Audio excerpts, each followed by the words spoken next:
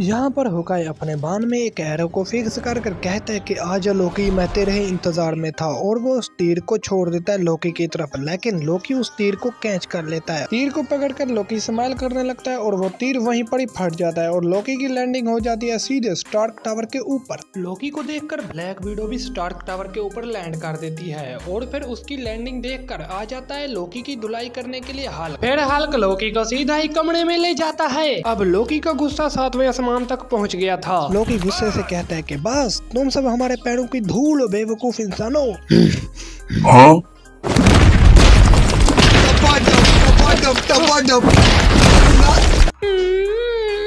बड़बोला कहीं का, ऐसा कहता है हल्क और उसकी पिटाई करके वहां से चला जाता है। लोकी का हाल हो जाता है बेहाल और यहाँ पर वो रेस्ट करने लगता है। दूसरी तरफ थोर इस चितौड़ी आर्मी को तबाह कर रहा होता है। वो कभी एक स्पेसशिप से दूसरी स्पेसशिप पर जा रहा होता है और उसके आगे आ जाती है बहुत बड़ी स्पेसशिप जिसके सामने था आयरन मैन। आयरन मैन कहता है कि वाह क्या हाल है इस मॉन्स्टर का, क्यों ना इसे लेजर लाइट से तबाह कर दिया जाए। फिर आयरन मैन कहता है कि हाँ जारवेस क्या हाल चाल है, क्यों ना इस मॉन्स्टर के मुंह में चला जाए। और वो कहते हैं कि हाँ कल रात इसने बासी खाना ना खाया हो। आयरन मैन उसके मुंह में जाने के लिए अपने सूट को कर देता है एक्टिवेट और वो सीधे चला जाता है आयरन मैन उस मॉन्स्टर के मुंह के अंदर और वो उसको फाड़ कर बाहर निकल जाता है। बाय द वे आपने लाइक नहीं किया तो लाइक कर दो यार। लोकी की तरह आयरन मैन का हाल भी बेहाल हो चुका था और उसके ऊपर हमला कर देती है चित्तौड़ी आर्मी। चित्तौड़ी आर्मी उस पर हावी हो जाती है। फिर दूसरी तरफ होकाई का एक एरो मॉन्स्टर पर वेस्ट हो जाता है, बाकी के तबाह हो जाते हैं और यहाँ पर एक मॉन्स्टर पर वो हमला कर देता है। उसे नीचे गिरा कर वो देखते हैं कि बहुत सारे मॉन्स्टर तो मेरी तरफ आ रहे हैं, इनको मैं चित्तौड़ी आर्मी नहीं बल्कि मॉन्स्टर कहता हूँ। और वो एक एरो को पकड़ कर नीचे गिर जाता है क्योंकि उसके ऊपर मॉन्स्टर ने अटैक कर दिया था। वो उस एरो का इस्तेमाल करता है और वो एक लंबी सी रस्सी बनाकर उस बिल्डिंग के ऊपर मारता है जिससे वो उस बिल्डिंग से ही लटक जाता है स्पाइडरमैन की तरह और वो कूद जाता है सीधे कांच की बिल्डिंग के अंदर जिससे बहुत सारे कांच उसको भी लग जाते हैं और उसका हाल भी लोकी की तरह बेहाल हो जाता है। अब बारी थी हल्क की। हल्क सारे चित्तौड़ी आर्मी को तबाह कर रहा होता है लेकिन वो भी कुछ नहीं कर पा रहा था क्योंकि चित्तौड़ी आर्मी की बहुत सारी सेना उसके ऊपर थी और वो सीधा एक साथ हल्क के ऊपर अटैक कर देते हैं जिससे हल्क का हाल भी लोकी की तरह बेहाल हो जाता है। वैसे सारे एवेंजर्स का हाल बेहाल करने के बावजूद भी मेरे को सुकून नहीं मिल पा रहा है। फिलहाल के लिए एक लाइक तो बनता है और ये बताओ कि एक्सप्लेनेशन कैसी लग रही है। गंजे टकले को सूचना मिलती है कि न्यूयॉर्क पर एक मिसाइल हमला करने वाली है और एक मिसाइल को वो लेके जा रहे हैं और यहाँ पर गंजा मिसाइल लेकर आता है और वो सीधा मार देता है उसी रॉकेट पर जो लेके जा रहा होता है। लेकिन दूसरी मिसाइल भी एक और रॉकेट में भी थी। टकले ने तो 100 करोड़ का विमान भी तबाह कर दिया और इसी विमान पर मेरे 100 मिलियन व्यूज आए थे। लेकिन रुको, इस जहाज में मिसाइल नहीं था, मिसाइल तो दूसरे जहाज में था। टकले का हाल हो जाता है बेहाल क्योंकि दूसरा जहाज उड़ गया था और वो उस पर गन फायरिंग करने लगता है। यार गन से क्या क्रैश हो जाएगा वो विमान। यहाँ से ये एरोप्लेन उड़ जाता है मिसाइल को लेकर। टकले का हाल हो जाता है बेहाल और वो करने लगता है आयरन मैन का भी हाल बेहाल। आयरन मैन को बताता है कि एक बड़ी सी मिसाइल न्यूयॉर्क को तबाह करने के लिए